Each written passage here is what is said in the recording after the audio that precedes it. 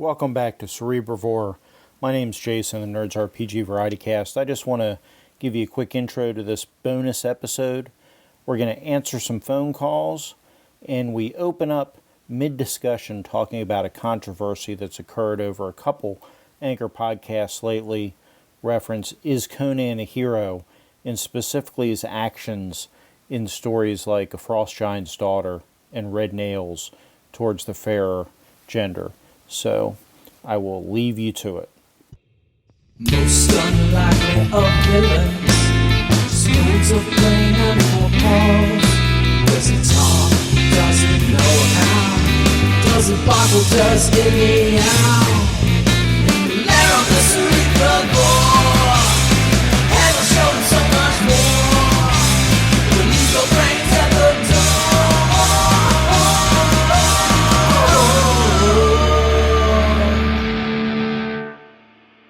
Defending in The Frost Giant's Daughter that Conan was under a spell, which, granted, okay.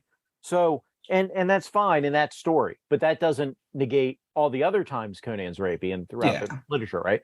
And well, so and I think the Red Nails. The bigger thing is rapiness is rapiness, whether it's magically induced or not. I mean, that you would people would be uncomfortable with that today if someone wrote that as a new story today. Well, and the idea but stories Conan of mind being control and those kind of things are written today, right? Well, yeah. but I do think that, well, and in Frost Giant's Daughter in particular, I mean, Conan is, I mean, it's kind of, I would say that there's definitely a spell, especially on Conan, under like the first part, but after he kills the giants, is he still ensorcelled by the daughter? I always read that he had just gone into a berserker rage. Yeah, my thought is that he's not really ensorcelled anymore. He's just, pissed off and is kind of rapey, and that's just kind of, the nature of Conan, and something that you sort of have to accept if you're going to enjoy that. And I think you can still enjoy the books plenty, or the stories plenty, with it in mind that Conan has some issues. And to be fair to Robert Howard, I think we all can recognize that Robert Howard, I mean, pretty clearly had some serious issues of his own and was writing in the 30s, and that's a thing too. And also that I think Robert Howard is a lot more subtle than a lot of people give him credit for about a number of those issues in his stories, that he definitely empathizes with Conan, but also, I mean, I think one of the big reasons why Conan's kind of interior darkness or depression or stuff like that comes across has to do with that kind of feeling that Conan, right? Part of what Robert E. Howard is sort of getting at has to do with the struggle between sort of civilized life and this kind of ideal of barbarism. And that's a major kind of, I mean, he sides with the barbarian most of the time, but he also, I think, is in the actual literature a lot more kind of fair, in his portrayal than people sometimes give him credit for. That he kind of recognizes that, like, you can't actually have a world that's all Conan's, right? Like that sort of world won't function, basically, right? Like having Conan be the king of Aquilonia is great to pull Aquilonia back from the brink, but having like an entire kingdom of Conan's, you end up with a place like Samaria where basically nothing ever gets done. Right. And 100% the idea that Conan can be the hero, the protagonist of the story, and do heroic things and not be a role model. Like you don't need to base your whole life on Conan. Absolutely. Well, I mean, in the same way that, you look at, like, especially, I mean, I say Sean Connery, James Bond, but all of the James Bonds have some pretty serious, and sometimes they do some of the kind of commentary. Well, like isn't it in Skyfall when he gets onto the lady, Daniel Craig in Skyfall, and he goes onto the lady's boat and then he like sneaks into the shower with her, and you're like, okay, so, but she was like 10 minutes ago in the movie, she was talking about being like a child sex slave, right? Like, this is pretty fucked up when you get down to it. And I mean, I think that's part of the point, is that we're, it's sort of a commentary on the idea of James Bond as, recognizing that he's kind of a sexual predator at times, but you can also, appreciate the James Bond films without necessarily being like, oh yeah, I want to be like James Bond and treat women the way he treats them, right? That there's, well, yeah, it's that balance thing. It's like, and Carl mentioned toxic masculinity. I don't know, we had to cut out a little bit of this conversation. Oh, by the way, you're listening to Cerebrivore. I'm Jason, there's RPG Broadcast. We have Carl of The Geomologist Presents, BJ of Arcane Alienist, and I Shouldn't Be Drinking So Much. And of course, you just heard talking Arlen of, I have Live from Helm's Wasteland. But, we talk about toxic masculinity, but, in these stories, in certain times, that's what society needed. It's not what society needs today, per se, right? But it's one of those things. There are certain times in history, you don't necessarily like it, but you need that strong figure to step forward. That's not, and every human's flawed, and every human has problems. What's the movie with Jack Nicholson where he's like, you want the bad guy on the wall or something, right? It's a Few Good Men. Yeah. He gives this speech about yes, I mean, obviously, right? He basically says like, yes, my soldiers are not necessarily like the most ethical people, but you want that in soldiers, right? Because that's what makes them good at fighting. And I think there is a truth to that. And that, I think, is one of the big things that sort of the Conan stories get at, is this idea of the not necessarily necessity, but the kind of role of Conan as a character who doesn't necessarily really belong anywhere very much, and clearly has some pretty serious, deep-seated issues in himself, and is, really unquestionably, I think,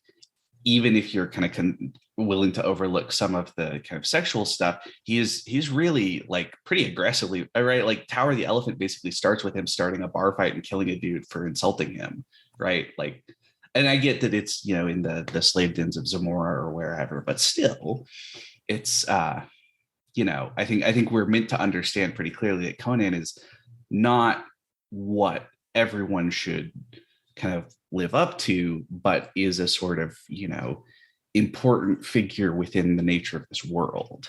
Right. And like you mentioned, you have that whole, the decadent civilization, and that was a huge thing. And the idea that barbarians against civilization, and like you say, Howard identified the barbarian because of the, how civilizations decay, and which we see, there is a real precedent for that. But Carl, you right?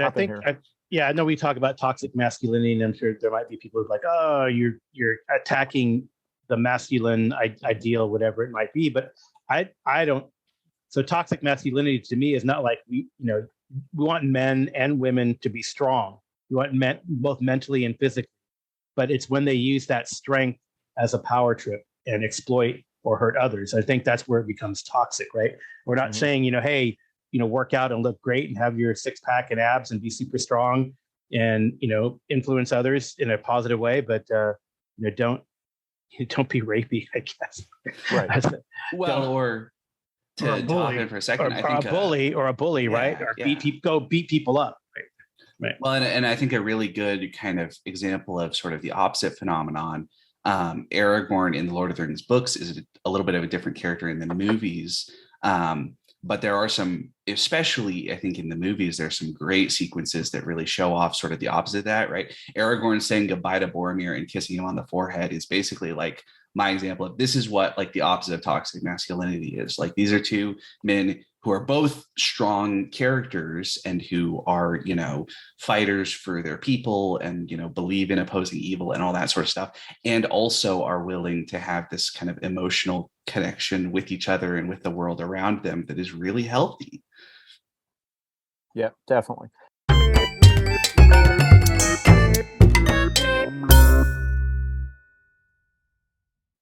Okay, we had a minor glitch there. Sorry about that, folks, but we're back. And now we've got some phone calls. Sorry about that previous discussion. So there have been talks on various podcasts about Conan and, toxic masculinity and this and that. And so we had that discussion. We figured we'd share that little discussion we had with you. That's what we opened the show with there. But we're going to switch gears, and we've got calls from the Pink Phantom, who has her own podcast, Phantom Thoughts, which I highly recommend. Great podcast. But the Pink Phantom left us some calls about some previous episodes. So I'm going to play those now. Let's see, and I am sharing sound, so you should be able to hear this. Hey, the Pink Phantom here. I just want to say, I don't think it's fudging the monster stats. It's tailoring the creature to your world. Because all creatures are unique in their own way in every world in the multiverse, and they should be treated as such. I don't remember the exact comment that brought that out or which show, but I think that's a great point. Thoughts on that? As far as if you're adjusting monster stats from, just what's in the book. Obviously, if you're changing them on the fly, then maybe we start getting to the fudging thing, right? The party's weak, so I'm going to throw a one-hit die, chimera against, I should pick a monster I can pronounce, a one-hit die cockatrice against them or whatever, right? But if you adjust it before the adventure starts, I don't personally see any issue with that, with adjusting monsters from what's in the book. What are your guys' thoughts on that, on adjusting monsters and throwing something, unique against the players? So I agree with you, Jason. I think for me, the big distinction has to do with changing the monster like on the fly live as a response to conditions of the adventure or whatever else, versus changing the monster as a kind of set element of like the difference between your world and other worlds, right? Maybe in your setting, orcs are one-hit die creatures instead of two-hit die creatures, all that sort of stuff. But I think that's different than being like, oh, the party's weak, so these orcs are going to be one-hit die creatures, sort of thing. I also think, so I like the idea of tinkering with monster stats, especially to use kind of, often you can kind of take different elements from other monsters. And it depends a lot on which sort of game you're playing, right? Different games that have more like sort of special abilities for both player characters and for enemies. Often you can, like grab a special ability from a different type of monster and put it on another monster and create something that's kind of like an interesting and weird, slightly different but unique, something that seems to have some fit within the structure of the game, I guess, as designed, but also is something kind of special and unique, right? Like I can't think of a good example. The only example I can think of right now is like an orc that has like a spit acid attack, and I don't know why that came up, but who knows? But I think there's something cool that you could do depending on the game. Like I know that there are RuneQuest adventures where like every single monster that the characters are expected to fight is like statted out fully with unique like rolled stats, like roll 3d6 for the different attributes, and they have different kind of base things. Obviously that gets a lot harder if you're using a lot of different monsters, unless you're like, maybe if you do it on like a VTT or something and set up a thing to just roll everybody's stats really quickly. But I think that actually, I think would be a really cool idea to have, especially if you're playing a game where you, are fighting less total enemies and you're kind of spending more time with each particular enemy, or like maybe even in like a swashbuckling game, not for like the mooks, but for like an actual kind of big bad type, that you have like, here's the sort of like maybe like a template that you apply, but then you do all sorts of tweaking to make them feel like a really unique monster. And I think that's a cool thing. I think that's now, Carl, BJ, have either of you played 4E? My understanding is 4E had something like that. I did that all the time in 4E when I ran 4E. I just made adjusted monsters, blended them together, swapped abilities out, particularly maybe not for your run-of-the-mill minions, but particularly for like boss monsters and stuff like that. And 4E made it very easy to just reskin stuff or do things like that because of the way they constructed monsters and the way they built encounters. Well, and there's, I'm also thinking there's, I don't know how much in kind of vanilla 5e, but certainly in Adventures in Middle Earth, I know they've got there's sort of a bestiary section of the Lore Master's Guide that's all of the kind of classic Tolkien monsters, but then they also have a section that's all just like special things you can add to create a special, unique, badass particular enemy, right? So that hopefully you run into a lot of these kind of enemies that have a little bit of something different, right? So maybe it's a particular orc boss and he has an extra hit die and an extra, like +2 damage or something like that to make them feel a little bit different than just you're, pulling the templates out of the book and it's the same orc boss that you fight every time.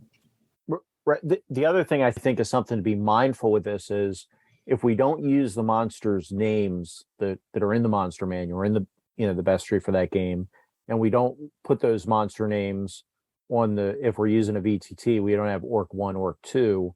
That way, if they have these different abilities, you're describing it to them, but you're not. That way, that I think would help a little bit with the players potentially feeling cheated, like, oh, well, that's not right because trolls are vulnerable to fire and fire is not hurting this one. Well, if you never use the word troll and and you've addressed it ahead of time, then it's not real. You know what I mean? If you have a troll this one's vulnerable to ice or something, right? But I think if you use the name of that they're used to and it doesn't necessarily match, depending on the players, I think you might get more resistance. I don't know. Carl, thoughts on that?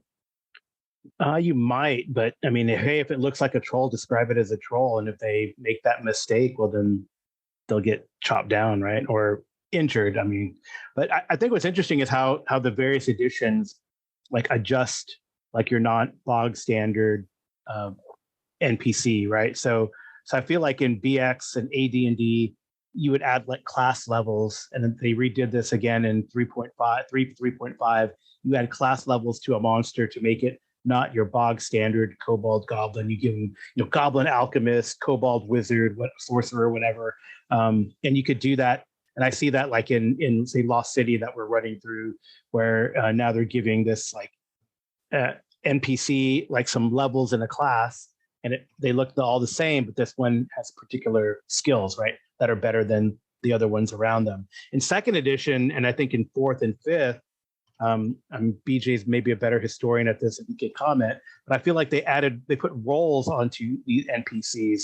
So then like, you have like a kobold, your regular kobold, but then you have like a kobold archer, a kobold spellcaster, a kobold priest, right? And they have like actually statted out. I know for sure in 5e they do this, right? You have like your bog standard hobgoblin, and then the hobgoblin captain, right? Who's got more hit dice, more abilities, etc. Right? And they did that for sure in 4e. I feel like where they reintroduced it, but I think the 5e harkens back to second edition, where you really didn't add. You just had like the Marid, right? Bog standard Marid, for example, and then the Marid Prince was a total different stat block and had many different abilities, right? So I think second edition had that, whereas some of these other editions they would just add classes to a monster or to change its abilities, which I think is pretty cool. And I think going back to Pink Phantom's original question, does a monster change? Do you fudge things? I think it depends on the drama, right? I think many of us probably just use like the stat block. This is how many hit points a creature has, especially in these later editions where they kind of take the average hit points of the monster. But then in older editions, you could roll the hit dice really quickly, and then you have a varied amount of hit points among the various other creatures, which is kind of cool, right? But I mean, sometimes, so I know for me, I mean, it depends on the drama that you want, honestly. Like, let's say, I know a lot of times this probably happened where the PCs attack a creature and they do enough damage to leave it at one hit point. And I guess depending on the vibe of the fight, you either want to keep that mob alive and for another round, or just let it be dead, right? I mean, just that's the way I would see that. It's like just depends on the drama that you want to put forth in the game. Yeah, just I'm going to throw it to Arlen. He's got a comment here, but really quickly, I know what I do. Now I'll determine before the game, though. There are some games I'll determine ahead of time. This creature is going to take one hit to kill this, in the mob, or this one's going to take 2 hits to kill, and I'll do that as opposed to counting hit points. But I'll determine that before the game, not on the fly. But I'll do that sometimes for expediency. But go ahead, Arlen.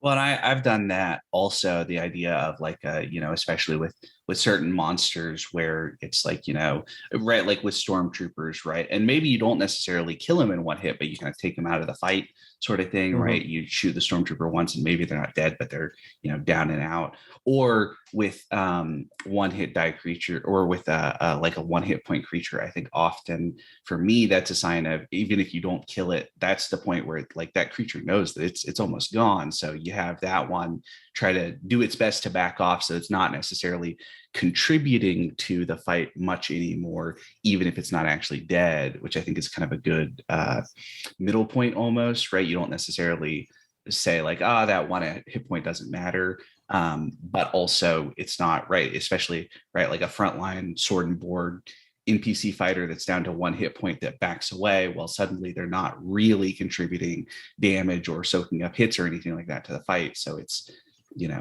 not quite dead, but almost as good as, at least until something changes.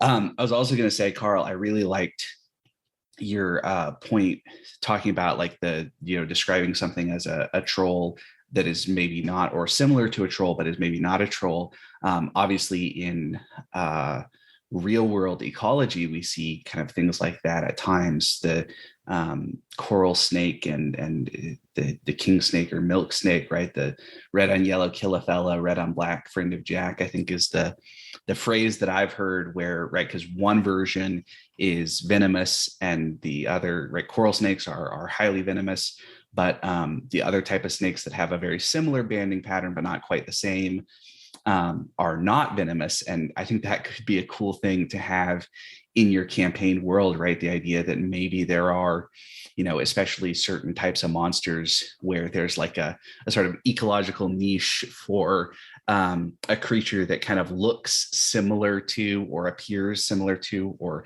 mimics a much more deadly monster, and maybe even uses that to like hunter stuff, right? Like a true dragon and like a false dragon or something. Well, yeah, that's in D&D. You have the gas spores that look like beholders. You have pseudo undead that look like undeads. And there's some of the that. Pseudo undead are kind of silly. But I think it would be I think it's kind of a neat way to add some sense, and I think also from the perspective of playing, it's often a good way to kind of get your players really involved in the world, right? If they have to pay close attention to those details, right? The equivalent of, checking the stripes on the snake, right? That if you're like, okay, so there's one type of creature that sort of looks like a troll, but it only has 1 hit die. And there's this one other type of creature that looks a lot like a troll and it has 6 hit dice and they regenerate. You're going to pay close attention when you get to something that looks sort of like a troll to try to decide which one that is, because it's important, right? And that in your modern games that have skills in there, and you can do this in other ways in old games that don't have skill systems, but they can use their various skills, whether it's history, monsters, history, arcana, I don't know, local knowledge, lore skills, whatever you have there, they could use those skills to try to identify a creature. When they look at it, they can roll to see if they can identify it, so they know that, yes, I do identify that as a poisonous snake. And obviously a ranger is going to be more adept at doing that than, say, a thief that just grew up in the city, or whatever. But just an idea. Anyhow, BJ? I was just going to say, I was going to bring something back to, I think what Pink Phantom's original point was about tailoring the monster stats during the encounter to change the tone of the encounter after the encounter has started. I think that's what he was getting, kind of jokingly getting at. Right? Interesting debate with someone online a couple of years ago about that, where I think Matt Colville had posted a video in defense of dice, fudging dice. And this was a guy's response. And I guess where we were kind of having a disagreement is I was saying, well, he was saying just to adjust their hit points or their armor class. If the party's really struggling, and I was like, well, after the encounter has started, what's the difference between fudging their stats and fudging your die rolls once the counter has started in earnest? I'm not saying you shouldn't do it. I'm just saying, really, and most of the players I know who are really, really, really, really livid about the DM fudging dice are also extremely picky about not, that I don't think they would be any happy knowing. They would feel like their agency had been taken away if they found out, halfway through that fight, I just changed its armor class. You guys hadn't figured out what its armor class was yet, so I just knocked a couple of points off. But I think practically we know whether it's dice fudging or changing monster stats on the fly is sometimes we just we underestimate, overmiss when we miscalculate as DMs what role that encounter is supposed to play. And this was designed as a time waste or or a resource drain. It really wasn't supposed to be the kind of thing where they got to think, oh no, we got to, we're going to die now, and you just overshot. So what do? Do you fudge dice? Do you change the stats? Do you say, okay, you smacked him hard, he didn't want to fight anymore, he's going to run? I think morale checks are great for that in old school D&D, but as a kind of 3 on forward, it's not an official rule, and they tell you can do it in the Dungeon Master's guides for these newer editions, but they kind of don't give you that clear, lined out procedure that you can just plug in. It's kind of like, well, you figure it out on your own. It's like, well, what if I don't want to figure out on my own? What, you're a professional game designer. You tell me what you suggest. Right. That brings us actually maybe to the perfect point for this next call from Pink Phantom, which is titled PC Reaction Roll. So let's see what we get here. Hey, the Pink Phantom here. I just want to say I love the concept that Jules had of what is essentially a reaction roll for a PC, for her own PC. And while that's not something you would want to see introduced by a DM or something, or by a rule system that takes away that player agency, the idea that a player, as the concept of their character, would say, I'm going to have a reaction roll to whether I'm going to talk to this person or help this person or attack this person. I just love it. Or it could be whether I run from this encounter or not, right? So that kind of feeds into what you're saying, PJ. Yeah, I've had a guy I play with quite a bit who'll do that sometimes with some of his characters, particularly if he's playing kind of a temperamental style.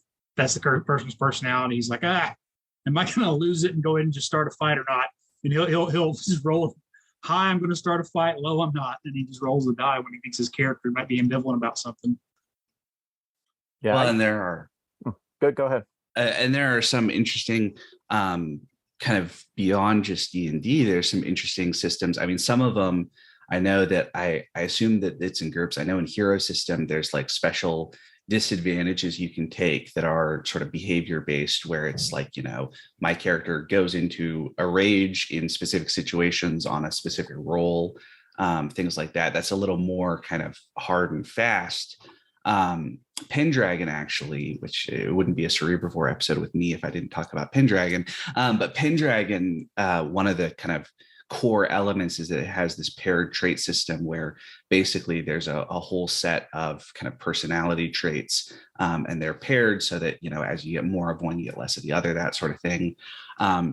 And there are specific kind of force rolls. So, for instance, like certain monsters will require a valorous check, which is basically like, in order to charge in against a dragon, your character has to kind of, get their courage up to do it, because it's a dangerous thing to charge a dragon. But even in a lot of other situations, you can, I think, use a lot of those traits the way I often, or hatred, Carl mentions. Hatred and various passions in Pendragon can also kind of fit into that sort of thing. In my games, often when I run Pendragon or something Pendragon based, one of the kind of core things I do, I don't remember, I think in different editions, they have kind of slightly different ways of wording it. But in mine, your traits are basically your character's kind of first instincts, if that makes sense. So you don't, in most circumstances, you don't necessarily have to play alongside your character's traits. There are certain circumstances where you do, right? Basically in combat, if you fail a valorous roll, you just don't have it in you to charge against this particular extra dangerous enemy, because I feel like that is a situation where in a sort of, not necessarily in real life, but in kind of verisimilitude world, right? You can imagine that sense of being, so scared that you don't have any control over what you're doing. That sort of thing is something that we are all hopefully not too familiar with, but probably can at least recognize the reality of that kind of experience. But in a lot of other situations, for instance, I will, sometimes have the player, or sometimes just suggest to a player, right? You're talking to an NPC. Why don't you, roll suspicious or trusting, depending on how your kind of innate feeling is, right? To try to get a sense of kind of what your feeling is. And, maybe if you roll trusting, they decide that they like you more because you trusted them. And maybe if you roll suspicious, you get a little insight into their motive because you're, scrutinizing them, as a way to kind of get into this idea that a player character, like a real person, has this kind of subconscious element, right? The way that we have all of the stuff that we do actively, but we also have, behavioral tics, and also have, our kind of innate biases that many of us are not very good at noticing, all of the different kind of elements that we are not necessarily as directly in control of all the time that kind of define elements of how we behave. And I think that's an interesting way to approach that sort of thing. And it really, in my mind, it can add so much to the kind of sense of the character being much more of like a real person when you embrace that element, especially if you end up with something where their role does something kind of uncomfortable for the game is sort of the common thing, right? If you, right, an NPC that is supposed to be a friend and you roll your like critical success on a suspicious check, and suddenly it's the player knows, maybe if they're kind of metagaming or playing in sort of a more narrativist way, this is probably a helpful character, but my character is very suspicious of that. And I think that can create a really interesting moment of tension in the play, where a really good character can, similar to the way that like kind of noir stories often have this element too, the kind of gap between the sort of reader and writer's knowledge of the genre and the character's involvement in the genre, that I think creates something really interesting. Yeah, I think those are great points, BJ. Yeah, well, you just kind of said what I was going to lead in with, is looking at the genre and the type of game you're playing. I mean, and I think that comes down to session zero or having a discussion. What are the expectations? Because D&D is a little freeform in that regard. Is your character's motivations and decisions are your own, unless you get hit by some kind of a magical effect that causes fear or panic or something like that. But when you agree to play Pendragon, you're agreeing to play in this romantic Arthurian genre where the passions of these people overwhelm them and dictate that they sometimes do fairly foolish and bad things. And that's a character in that kind of a story. You've got to agree from the beginning, yeah, I'm going to play a kind of character where sometimes the dice cause my emotions to lead me to do something I wouldn't do if I otherwise. Mm-hmm. Same thing with Call of Cthulhu. If you're going to play Call of Cthulhu to be a superhero, that's a bad fit. I mean, when you go into Call of Cthulhu, I think you're going in knowing that at some point my character is going to get emotionally scarred, maybe to the point that that's the end of their if they don't die, that's the end of their career, because they're going to be in an asylum. That's just part of the fun of the genre, and you have to agree. If you agree to play those games, I think you have to agree to be part of the genre that's there. And D&D, sometimes you have to have a serious talk with players about, we're going to play with some tropes here. So some things you might take for granted in your career as a D&D player maybe don't apply here, because we're going for a specific mood or a specific feel for this. Well, and to mention Call of Cthulhu, I think that's one of the kind of core elements that I think can be difficult if you don't do a good job with session zero of Call of Cthulhu, is that from a sort of hesitate to say objective, but from a sort of kind of classical self-interested standpoint, investigating almost never actually makes any sense. I mean, there's some stories where there's like, there's sort of world-ending consequences. If we don't deal with this, it's not going to solve things. But especially in the ones that I think that actually moves away from the kind of flavor of a lot of the Lovecraft stories, where generally the impetus is that the character has this, desire to know more sort of thing. And that's, I think, a big genre buy-in from the players, is that as a player in a Call of Cthulhu game, one of the core things that you're asked to do is to create a character that you are going to be attached to and that you're going to play and care about, but also are willing to embrace this idea that you're going to, drive it like you stole it, and put the character deeper and deeper into the mystery, even though that's not what is good for the character, because that's what makes for a really interesting game. Right. And with Call of Cthulhu, you have to, if you get a player that's not okay with losing a little bit of agency when their character goes insane and playing along with whatever insanity is rolled or whatever, then you're going to have problems, right? It's just one of those things. I think or go ahead, BJ. I would say, I think my sense is in early D&D, even if you just look at sort of the fact that the DM could say, now your alignment is switched, or you had magic items that could change your alignment. there probably was an expectation that you just go along with this. You got hit by a curse, you got hit by a mind altering effect, and you need to, in good faith, play the character that way. But I think as I heard someone say recently that, originally D&D, you had an avatar that played the world, and somehow we've gotten to a point in a lot of modern gaming where character building is an artistic expression of your own ideas, as opposed to, I just need a token to move around this map and explore this dungeon. And really, I'm building a character that will function in this fictional world, so we can have an adventure game. Carl, why don't you go? Carl, I'll go ahead and go. I thought I was getting called anyway. So yeah, I think they had in the older D&D, they had like the reaction roll, right? And then you see how you come across to the mobs or NPCs, right? And you don't always have to have a fight. And, so I think it was left up to like random chance in a way, and then you'd have to like roll with it. Even now that we're looking through, I guess I'm bringing it up again, the Lost City that we're playing, and when the first instances of faction play, and you have these various factions, but it's all left up to a die roll. Like you roll a die, and if they either like you or they don't when they see you, and then you have to kind of go with it. And I think, and it's interesting though, in later editions, even when these things are presented, it's really a good study. Actually, I would recommend to our listeners, if you ever get the Goodman Games products, the OAR products, because they always have the original, and then you can read their conversion of the 5th edition, and they really try to keep like the in a way, I would say, the early AD&D gonzo-ness of what goes on, like these random rolls of what happens, or like you walk into a corridor and then you save, or you have a fear effect, and now, well, like in D&D 5, now that gives you a disadvantage, right, to doing something. And I think that not just with the OAR type of products, or like the WotC products like Ghost of Saltmarsh, I think they're starting to embrace this idea that you're gonna codify it a bit more, this reaction to how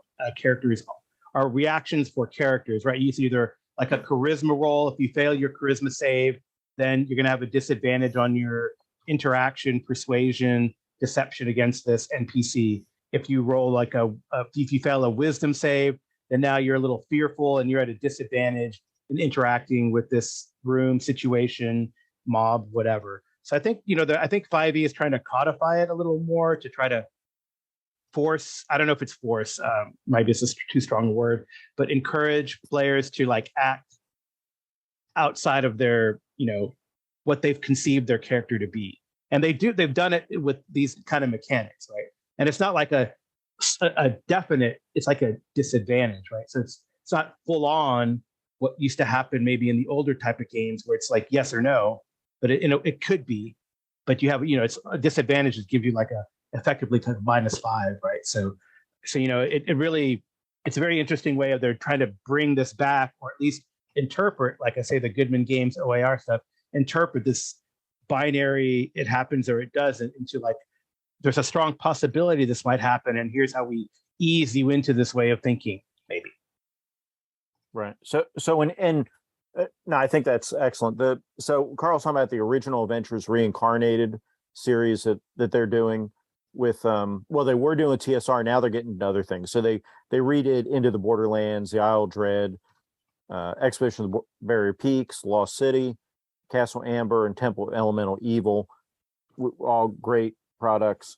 And then now they're moving on to other products, some of the old Judges Guild Dark things. Tower, yeah, awesome. Dark Tower, yeah. Highly recommended.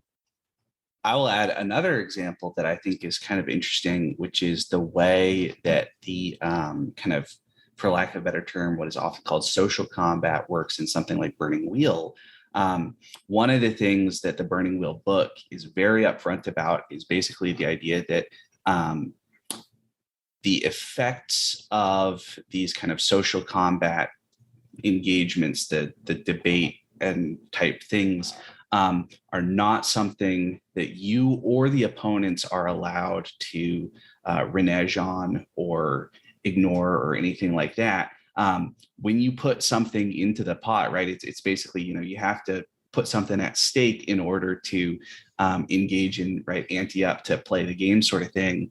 And part of the idea is that applies to the opponents too, right? That you put what is at stake for your characters, your opponents in the debate put what is at stake for their characters, and you're not allowed, right? If the opponents beat you in the debate, you have to do what comes out. Now, there are some kind of interesting tinkering to that. So one of the systems is that basically, if, for instance, it's based on the degrees of success, total success for the situation, that basically if the loser has not lost by very much, I don't remember exactly how it works. Basically, they can kind of offer like a counter argument of like, here we can have a little bit less of what you wanted originally because we didn't lose by very much, sort of thing. And there's some kind of negotiating that goes on in that case of, depending on how kind of thorough the success or failure is, there's negotiating. But part of the point is that the players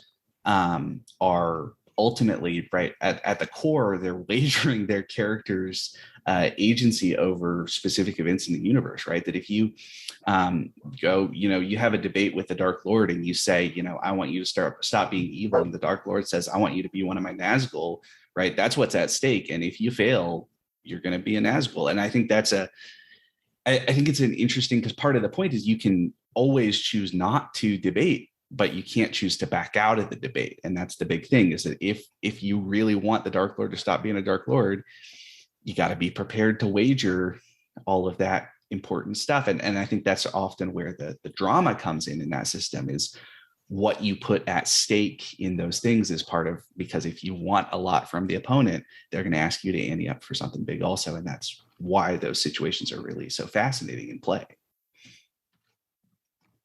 Yeah, and I think another game that does that is A Song of Ice and Fire, where you get into social combat, and that goes back to communication session 0. If you're going to engage in social combat against like someone, an NPC called the Black Widow of Cassidy Rock, you're going to be in for a bad time, right? So, and then you have to abide by the results of if you lose, then you kind of got to do what this person in a way has influenced you to do, and that goes back to like even in D&D, if we roll it back to D&D, then, when a PC is charmed, how do they have to, in good faith, act friendly towards the enemy that might have charmed them, right? So it's an interesting comment and a tough thing to sell, but I don't know if you need a new mechanic like reaction rolls, because I think it's built into the system, I guess, to finally, for me at least, to answer Pink Phantom's question. I think it's there, and you can tweak the system a little bit. For example, I know a big thing that I want to try to tackle on my podcast at some point, and maybe one of you guys can join me, listeners or panelists, is interrogation. How do you do interrogation? And I think there's some, there's always this, you always run into this problem. You capture somebody, and then of course the GM is going to play them very intractable, and you're not going to talk to them. But there's got to be a mechanic, because I, for example, am never going to be able to argue against someone who professionally is a debater or a professor or like a lawyer against an NPC. I'm not going to win, right? Because I just don't have that capacity. So there has to be a way for someone who maybe on paper their character is skilled to do that. So how do you tackle that? And so, all right. I think, and BJ mentioned in the chat here, sometimes players want their agency but don't want the NPC to have it. And I think that's 100% valid. That and there's a balancing point in there.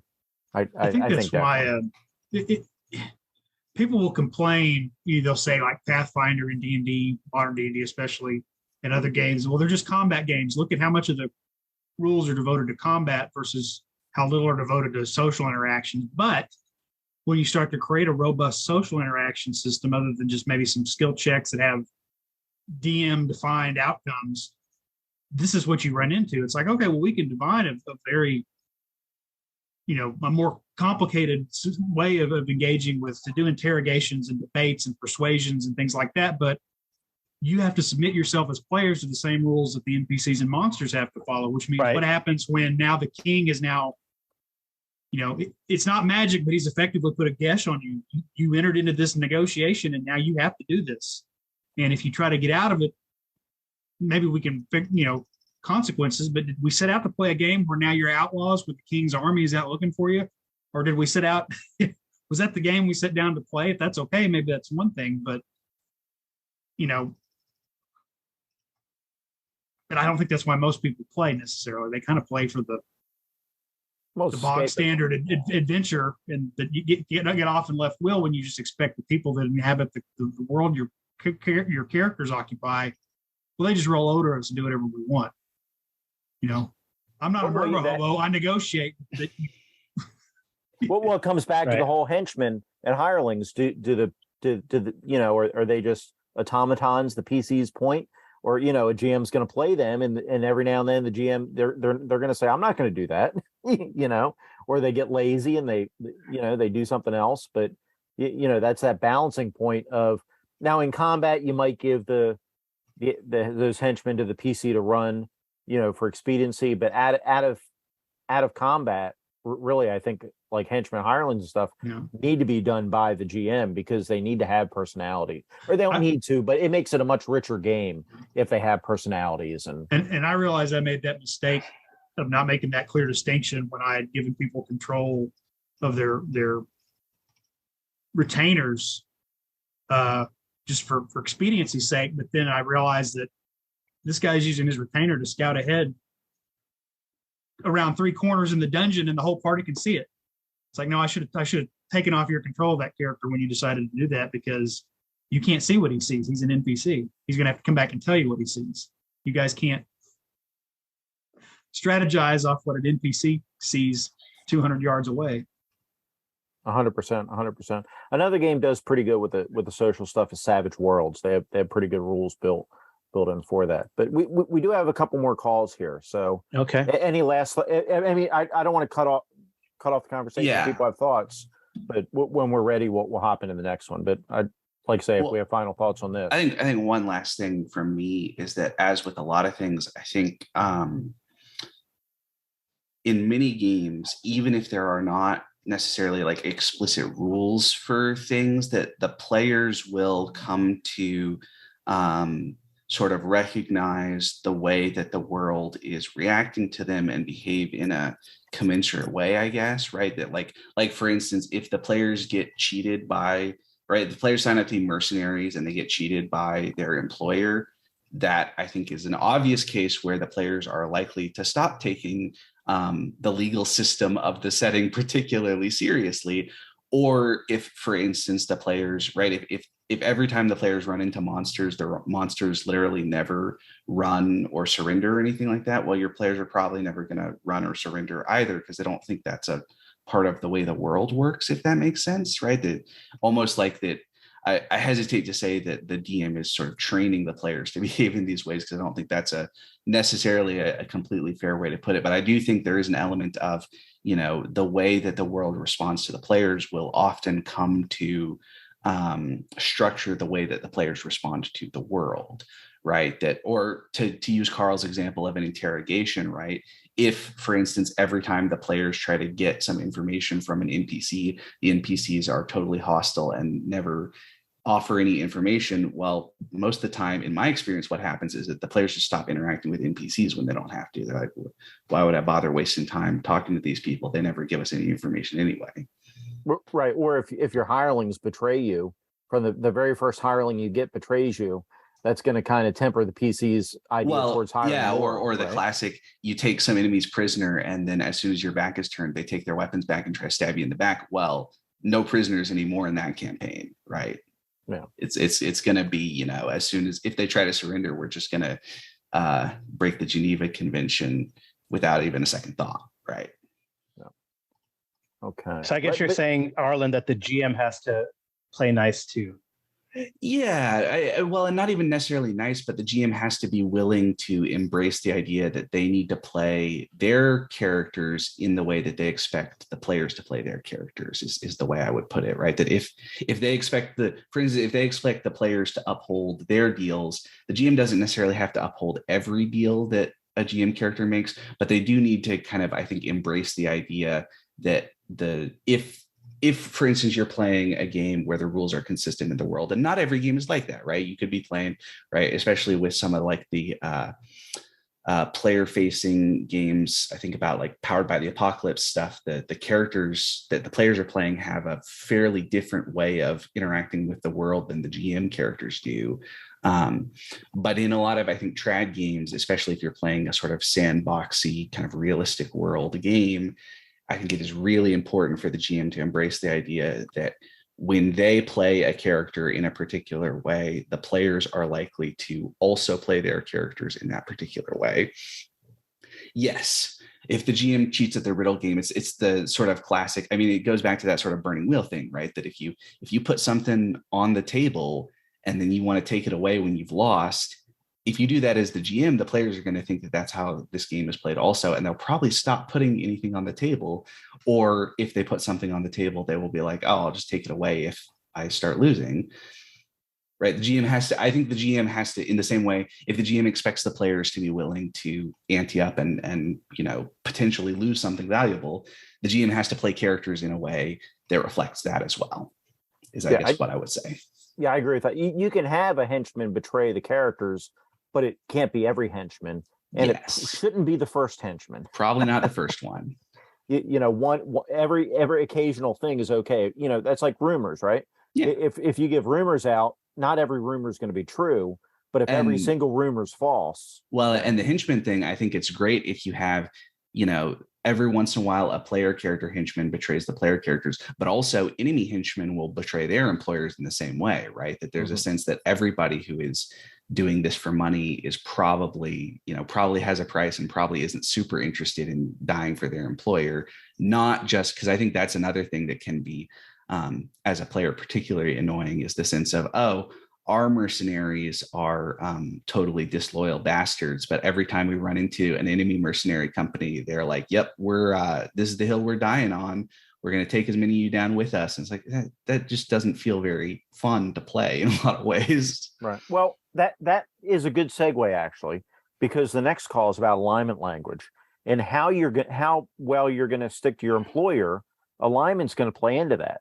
And that's one thing that before I play this call, I don't know that we want to spend a lot of time talking about this, but that's something the straight up, the BX reaction table doesn't really take into account as much as alignment, but different, like a lawful good character is well, it's not fair to the reaction role because that's not what it's made for. But I think alignment should play into how characters react. A lawful good character should be sticking forward with the idea of honoring bargains and all that kind of thing, where you wouldn't expect a chaotic evil character to honor bargains, right?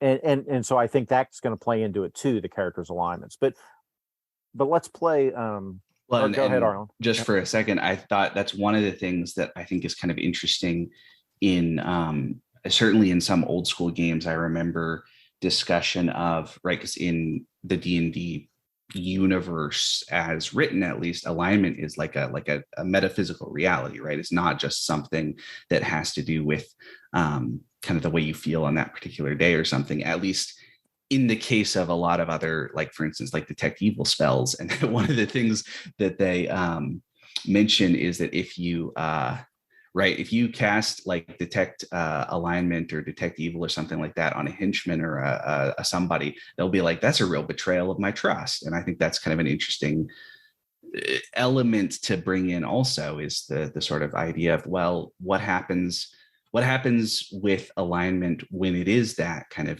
actual metaphysical reality, and it also defines a lot of these relationships. Right, which again leads us to the so let's hear what and actually there's two calls. I'm going to play two of these calls back to back because the second call is a little bit of a you'll see.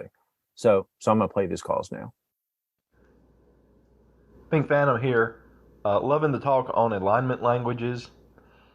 I've always had just kind of a vague concept in my head of maybe alignment languages could be not a specific language with its own words and dictions and pronunciations and everything, but more of a psychological mindset where the inflections as you speak, the micro expressions on your face, just hand gestures, when people gesture with their hands when they talk, that the way you interpret those is influenced by what your alignment is, by the way you perceive the world. So people who perceive the world in the same way can communicate to one another using just regular words, common or whatever your common language is, but people of their alignment will see the sort of underlying message that they're trying to get across, whereas those of different alignments simply won't because they can't. Think Phantom here. Listen, guys, I know we're trying to have a wide-ranging discussion and bring in a lot of ideas, but I think we need to draw the line at talking about ponies losing their cutie marks. I mean, people need to be able to sleep at night. What are you guys doing?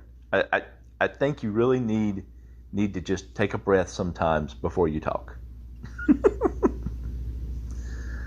Just kidding, in case you couldn't tell. Okay, if you guys haven't listened to the alignment language episode, go back. That last comment obviously is geared towards Jules, the Jules from NZ, who joined us for that. But I think the idea of this underlying, so it's the idea if you have gangs, if two Crip members are talking to each other and you have somebody there that's not part of that gang culture, they're not going to pick up on all the subtext that's going on. And arguably, if two psychopaths meet on the street, they might, and I'm using those terms wrong probably, but they might pick up on each other to some degree, right? I don't know. BJ, we haven't heard from you for a minute, so I'm going to throw it to you. It almost sounded like he was talking like it's like thieves' camp, where there's a certain way of saying when you make inflections, when you add gestures, that it becomes a coded language that uses ordinary communication to do it, and it's just something in the way you do it. Or I think I can also, it's a few steps removed, but I know if you know someone really well, like if you've been married for a long time, sometimes you can just have conversations with like nods and winks and, or if you've got friends where they're inside jokes and you can just make a movie reference or something silly that one of your buddies said, and everybody knows what you're talking about. All you got to do is say a couple of words and everyone's like, oh, that sort of makes sense. But at the same time, I'm trying to think how much would evil cultists, how much time would they wind up spending trying to crack the lawful code so they could send in spies and assassins and, stuff like that to, to just say, oh, well, your alignment changed and you're no longer vibing with this person. But here are the other people that all of a sudden you feel a connection to. If you just want to call it metaphysical and say that's what it is, that's fine. We'll go with that trope. But I think that's one of those things you need to establish up front. This is the way this world works. Right. It's just weird, magical, and that's how it is. Yeah, we're going to throw it to Carl because he's getting ready to leave, and I know he has thoughts on this. But I will say, if you haven't listened to that alignment episode, go listen to it. And there's a link in that episode. I'll put it in this episode too. Daniel Norton did a YouTube video talking about alignment language and talking about the way it's used in a book series where it's actually because you have like gods of law and gods of chaos. When characters do veer from one to the other, the gods actually impart that knowledge, the language in their mind, and they strip it away.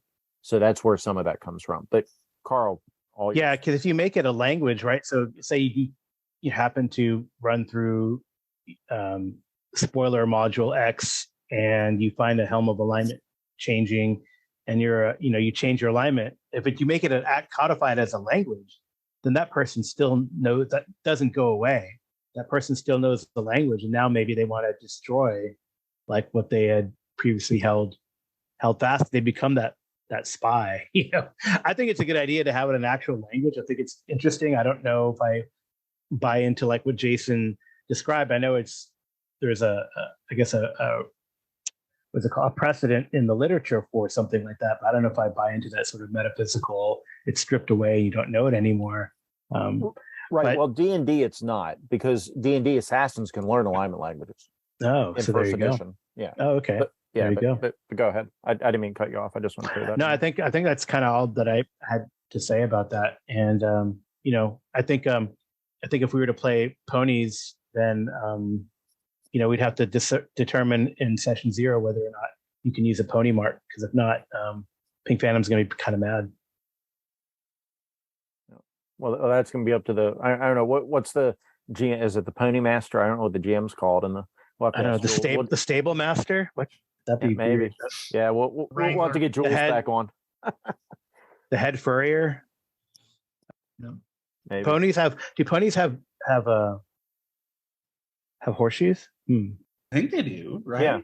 Yeah, I mean, I mean, I assume you could. Horseshoes might not need to. Yeah, they would. They no opposable thumbs, so who puts them on? The ponies are a slave state. They have humans to put on horseshoes for themselves. Yeah, I'd be like what's the place in Gulliver's Travels that where the most noble place, but he's really just describing horses. Yeah. Did you have something, BJ? I saw your hand. Yeah, I was going to say we wound up. We were playing Wednesday. We were playing Lost City. We kind of wound into that first. We encounter a faction. We're trying to figure out how the characters are received, and we start talking about alignments. It's like, are we going to betray them? Are we going to? And it would have been really easy to just say, I start speaking in lawful, and they go, but we weren't using alignment languages. So do people of a like alignment have an instinctual recognition of this? We've had a casual conversation, and you made a couple of comments about where you're from or what you think, and I get the sense that you and I kind of have the same outlook. Do you want to do it that way, or that's one way to do it? But after that, I had an interesting idea that I ran by Carl and Arlen this morning. Was what if you're maybe not like potions and scrolls and stuff, but what if you're kind of wielded magic items, like your magic weapons, shields, armor, things like that? What if they're infused with a magic that has an alignment? And so it becomes kind of like the DCC thing, where magic, depending on how closely aligned you are with the magic, there's more benefit, there's less benefit, or there may be a barrier to that. So I've got a +1, I've got a +1 lawful sword, magic sword. So a lawful person, it's a +1 sword. A neutral person, it's a sword. A chaotic person, it acts like a cursed item, and they'd have a penalty when they try to use it. Would that be a way to sort of reinforce players thinking about their alignment and acting in terms of their alignment? Because, you maybe couldn't do that at first, second level, but once they start accumulating those items, it's like, that +1 armor you got is getting kind of itchy because it doesn't like the fact that you just tried to screw that merchant out of some of their earnings, Right. I like that idea a lot. I also like the idea. Well, of course, with intelligent swords, they're going to be jealous. They're not going to want you to have other intelligent. They're not going to want you to have other magic. Yeah, it wouldn't be intelligent. It'd just be that. But yeah. No, I like personally, because I'm in the idea that although it doesn't work in your standard high fantasy D&D game per se, but I like magic items to be a little more rare and a little more unique, and the idea of them being fused with law or chaos or whatever, I think is a neat idea. But I don't know if it works in D&D. It could work in D&D. Go ahead, Arlen. I didn't cut you off.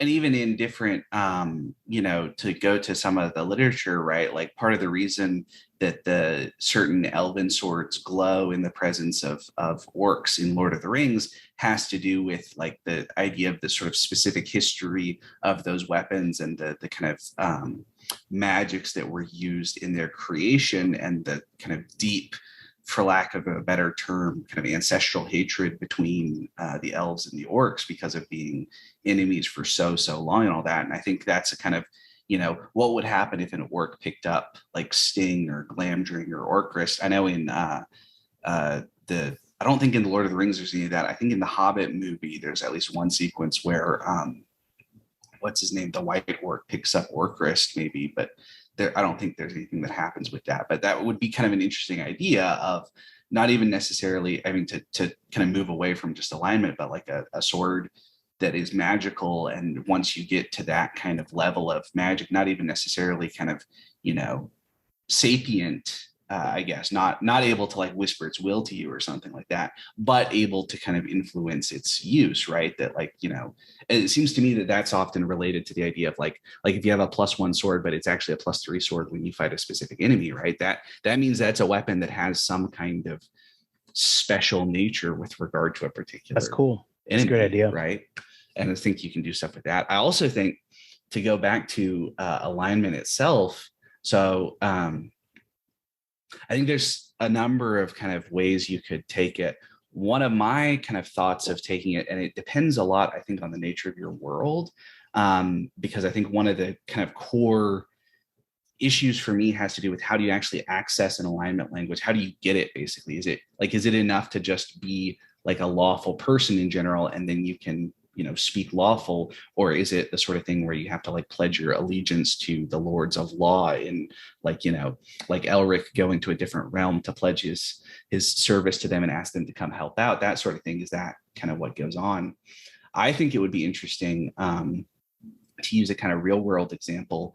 A lot of our different kind of fields of knowledge have names from Greek and Latin roots. And obviously one of the classic ones is the ology roots, right? So you have like biology, which is different than geometry, right? Geometry uses geometry versus geology, right? Geometry is the measurement of the earth, whereas geology is often translated as the study of the earth. But the ology root comes from the Greek word logos, which is translated as many, many different things.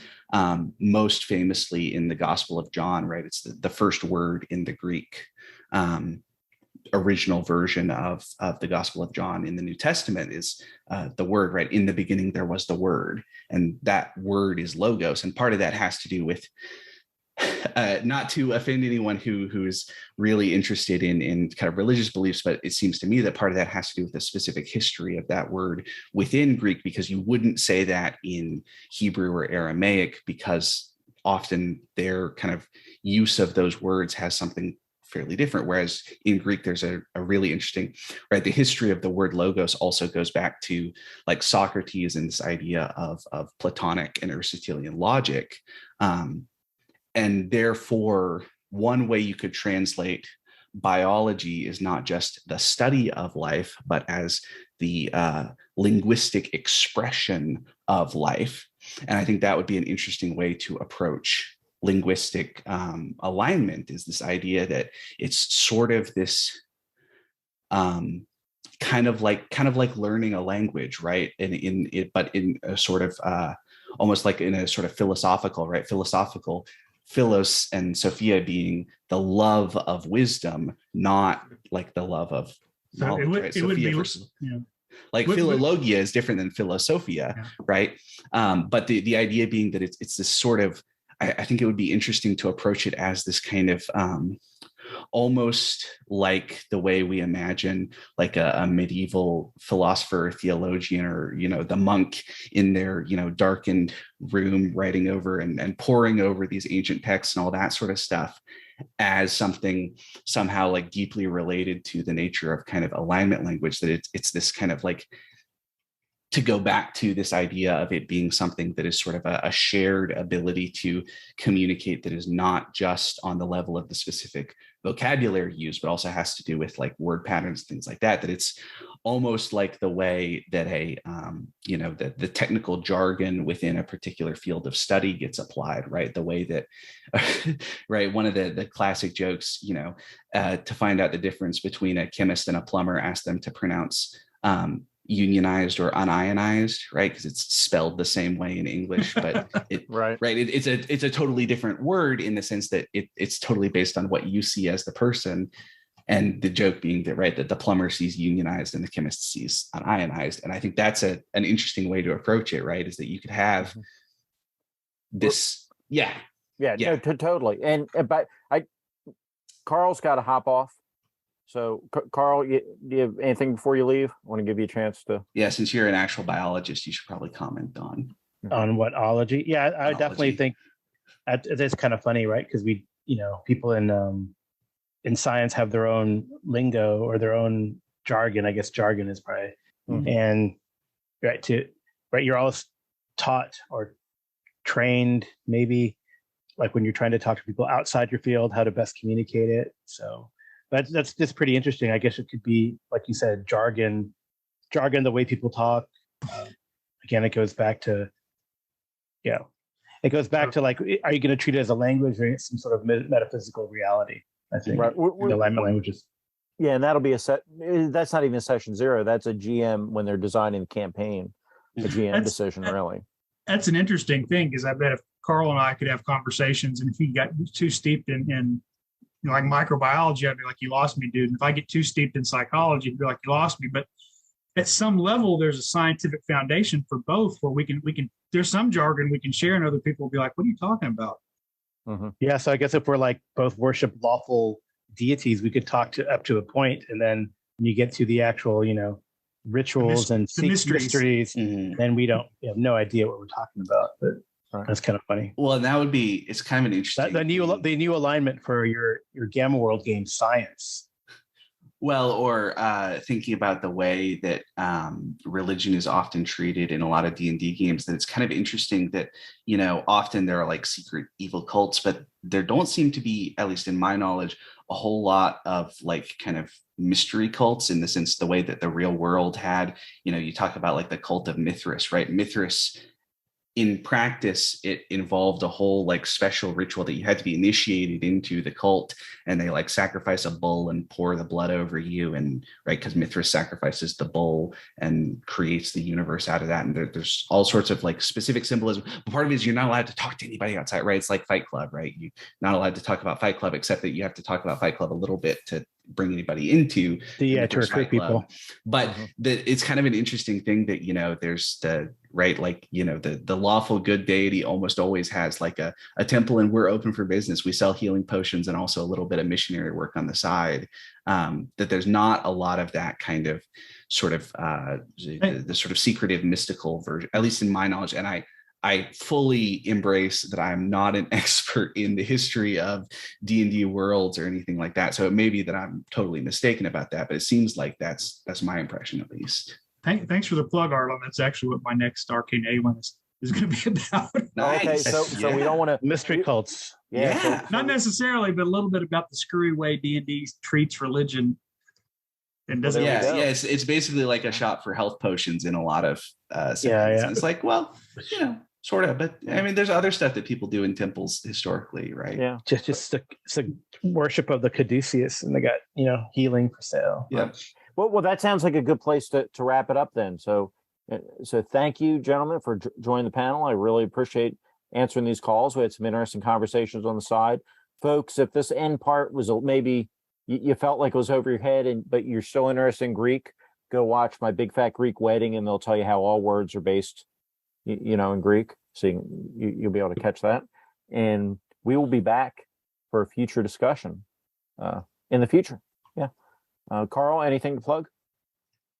Go listen to the Geomologist Presents podcast. It's pretty good. It's still alive despite the Anchorpocalypse and a lot of work and life-related things getting in the way of putting another episode out, but one should be out soon. I promise many unboxings, maybe some reviews. I actually also found out, because I want to expand my empire or barony, whatever we're calling it. I do have a YouTube channel, but it doesn't have any content yet. Well, it has some content in the wings that I could put out as a previews, but I probably will start putting things on YouTube. So I'll let you know. I want to do a blog too of some sort. Maybe it might be about food, it might be about gaming, but either listen here or any of these guys' podcasts, because I'm sure I'll try to plug it there too. So there you go. That's for me.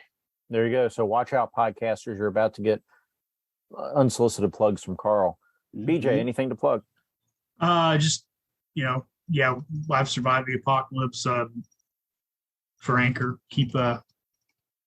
Appreciate anybody out there who listens, and always eager to hear calls, get emails, things like that. So I just want to mention, I said this in chat and it didn't get said out loud. So I was going to ask if the alignments become fields of study, does that mean we're dealing not with law versus chaos, but axiomology versus anthropology?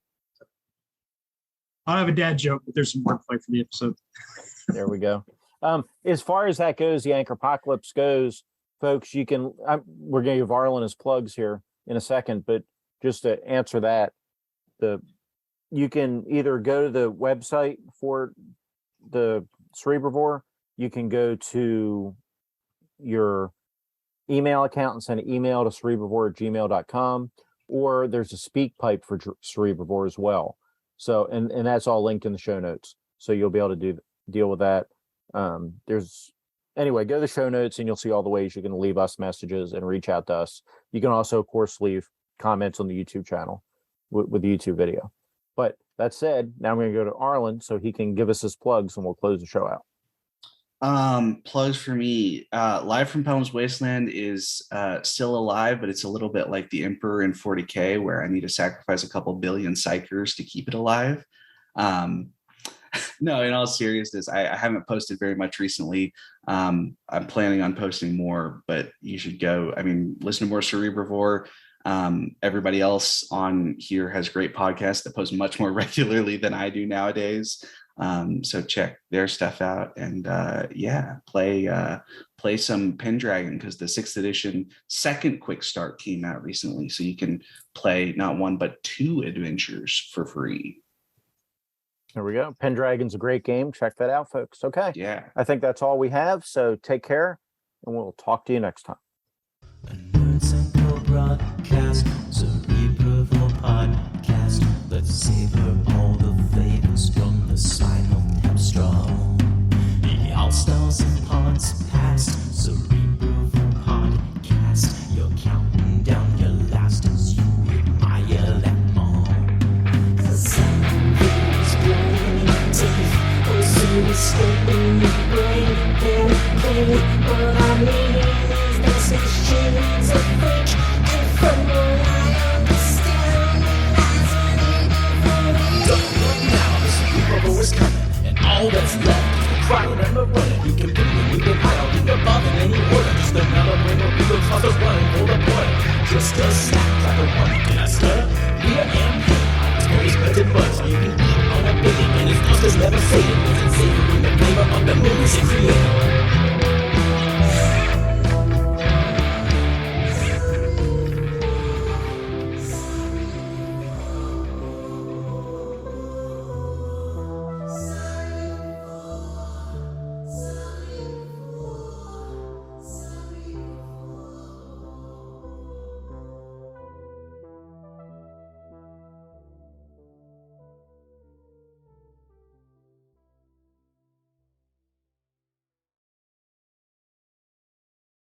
Are we going to try to do stuff for OSR October kind of thing?